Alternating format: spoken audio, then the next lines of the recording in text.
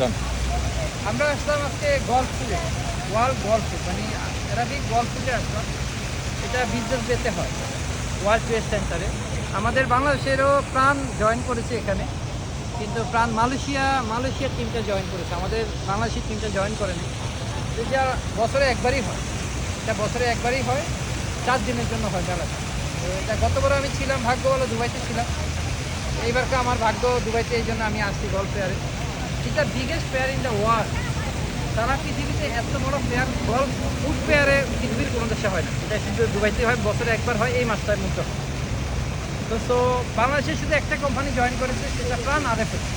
এছাড়া কোনো কোম্পানি এখানে জয়েন করে নাই গল্ফে। তা আমি আসছি, দেখলাম গল্ফ ফুড, এটা দেখা আর কি, এটা সত্যি দেখার মতো জিনিস। পৃথিবীর সব দেশের লোকে এখানে জয়েন করে, এখানে আসে, তারা বিজনেস করে, ট্রেডিং করে।